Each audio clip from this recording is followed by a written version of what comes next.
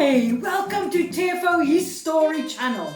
My name is Catharina Magrietha Kruger and I will be telling you the story behind the history of Mr. Cheetah, and especially where Mr. Cheetah got his tear stripes from. So grab yourself a cup of coffee, sit back and let's start histouring around. Now, before we get to the serious facts about cheetahs, let's first get all the jokes out of the way. So here goes. Why did the lion lose the game of cards?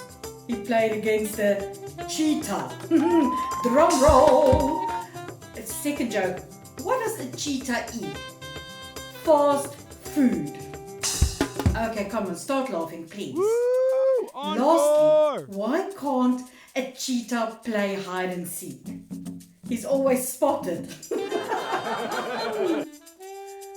So you're probably asking me, where does the name cheetah come from? Well, it is a Hindi word, chitraka, which means the spotted one, for obvious reasons.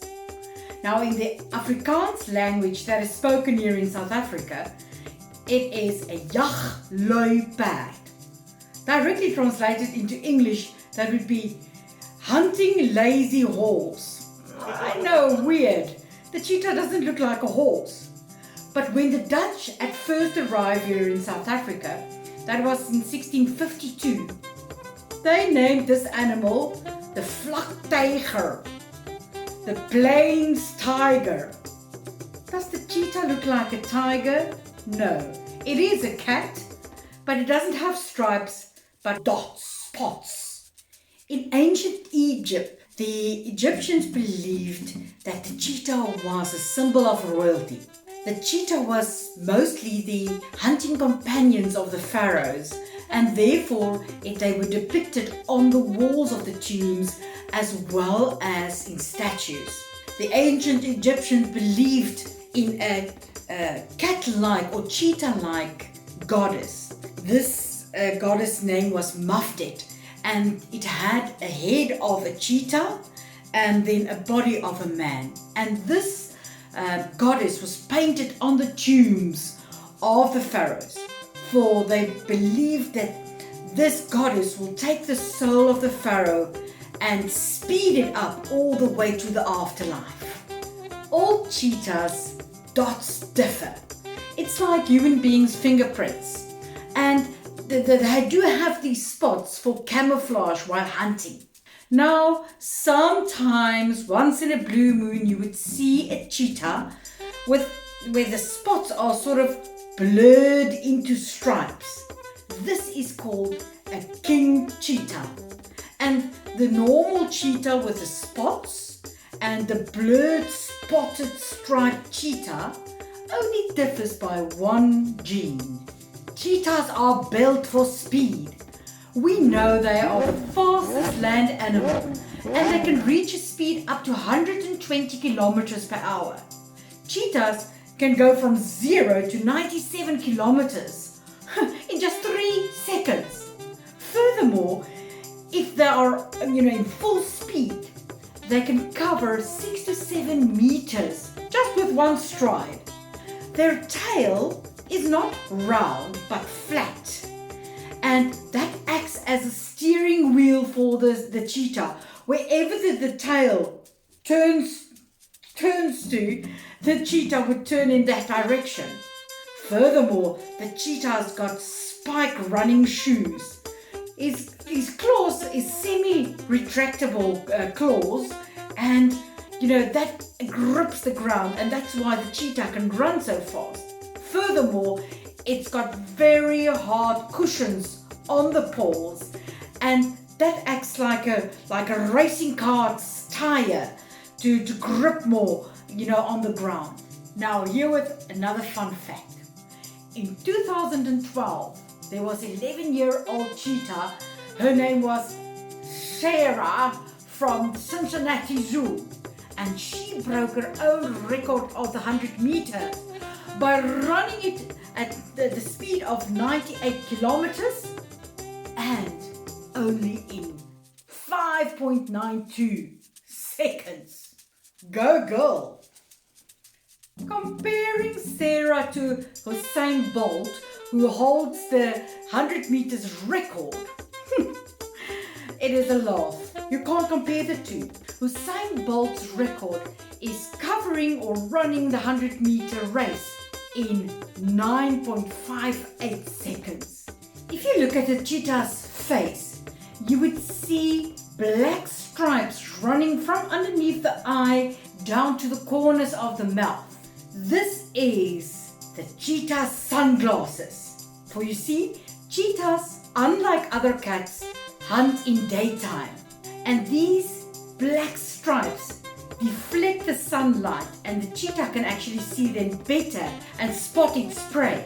So the cheetah would get onto a termite mound and sit there and have a look at the world until it spots its prey, get off the termite mound and off to the chase the cheetah goes. If it was not for the black stripes underneath the eye that it deflects the light, the cheetah will not be able to see as clearly in daytime as they do.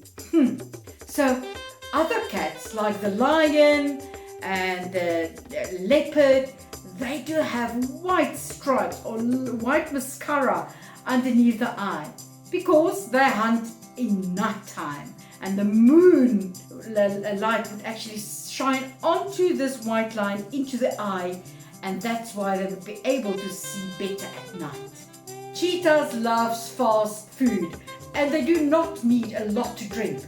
They catch small antelopes like springboks, even hare, porcupines, ground birds, small animals that they can quickly kill and also eat very quickly before other bigger predators would come and chase them away from whatever they caught for a meal. You see, cheetah is a scary cat.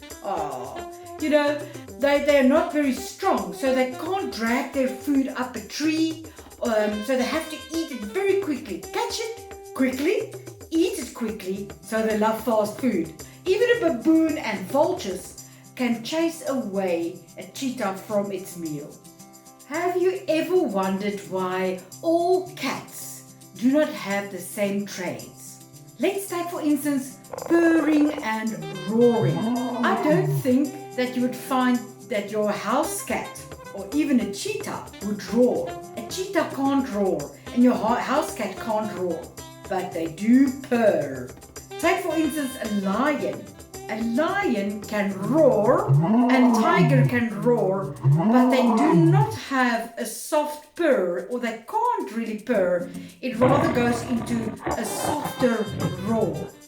Well, the only cats that can really roar is leopard, lion, tiger, and jaguars.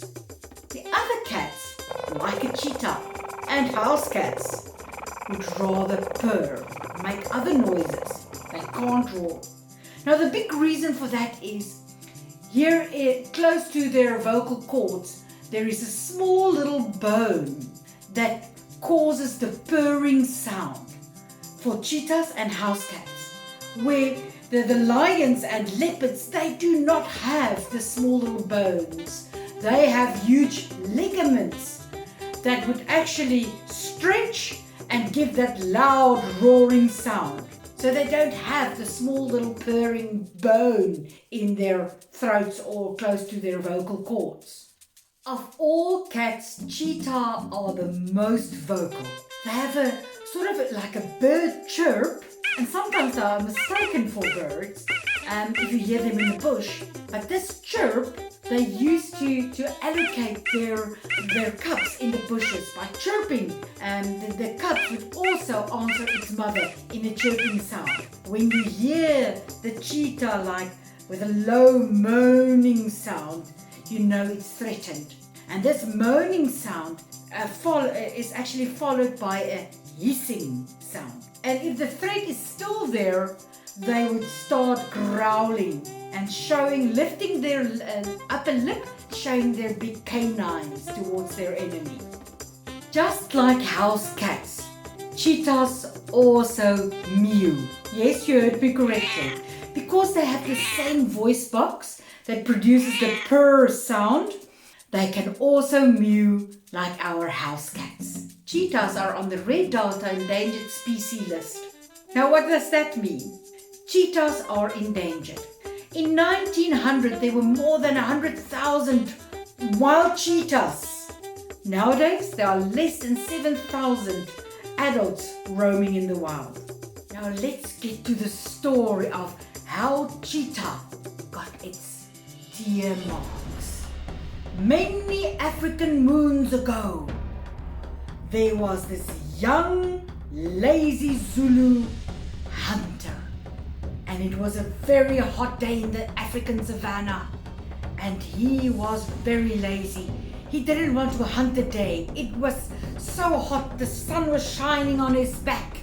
And he thought by himself, I am hungry, but I'm too lazy to hunt for myself. I would rather go and lay underneath the big acacia tree's shadow. So the Zulu warrior went and he laid on his back. And just before he fell asleep, he heard something. When he looked, he saw there was a cheetah sitting on an anthill, and she was overlooking the savannah, searching for something to eat or something to hunt. Then he saw there was some springbok grazing in the long grass. Then he saw the cheetah spotting the springbok, and there was one young springbok that was not standing close to the others. And this cheetah had crawled through the grass and went all the way up to the springbok that was standing alone. And suddenly she jumped out of the bushes and she ran with a cheetah speed all the way to the young springbok, knocked it over with her foot and killed it immediately. Then this cheetah drew this prey, or the springbok, up to the tree where the Zulu, lazy Zulu, the hunter, was lying on his back. But he was lying very still so that she couldn't see him. What happened? There were 3 young cheetahs appearing out of the long grass.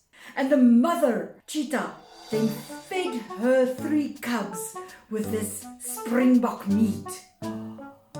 And this lazy Zulu hunter thought by himself, oh, I wish I had a cheetah that can hunt for me, and then I will never go hungry again. I am too lazy to hunt. And then he had this wicked, wicked plan. He thought by himself, if this cheetah mother go down to the watering hole, I will steal one of her cubs, and then I will hand raise the cheetah cub to become my hunter and hunt one day for me. So when the mother went down to the watering hole, that's exactly what this lazy Zulu man did. He went through the grass and he grabbed one of the cheetah cubs. And when he saw there were 2 other cheetah cubs, he thought by himself, maybe I must steal all 3. Then I have thrice the chance of never going hungry again, and 3 cheetahs to hunt for me, not just 1. So he went away and back to his Zulu hut. So when this poor cheetah mom got back to the acacia tree and looked through the grass, she couldn't find her cheetah cubs, and she started crying and moaning, and the tears went through the dust on her cheeks, rolling down her cheeks. From afar you could hear her moans and groans and her cries. There was another Induna, an old wise Zulu man, and he heard her cries. And he came looking, and he saw there was the cheetah. She was crying for her cubs. And he knew all about animal behavior, and he was a wise man. And when he went back to the Zulu village, he saw there was the 3 cubs of this cheetah mom. And he went to the elders of the Zulu village and he told them all about the stealing of the young cubs and the cheetah that was moaning and groaning in the bushes. What did he do? He told the young lazy Zulu man to take the cubs back to the mother, and that he was abandoned away from the Zulu village, and that he would hunt forever and ever alone in the bushes by himself. So when this lazy Zulu man took the cheetah cubs back to the mother, oh, she was so happy. She was chirping like a bird, and up until today, the cheetah is communicating like a bird to her cubs, making these very high noises. But unfortunately, she cried so much previously that the tears through the dust made the tear marks on her eyes and stained her skin for life. So up to today, we will still find cheetah with the tear marks running down their faces. As we know today, the tear marks are there acting as sunglasses so the cheetah can see better in daytime when they hunt. So, history lovers, this was then the story behind the his story, or the cheetah story of where they got their tear marks. Please join me next week, maybe for another animal story, a her story, or a his story. Happy histouring around. Oh, you know what? Please hit subscribe, like and share. See you next time.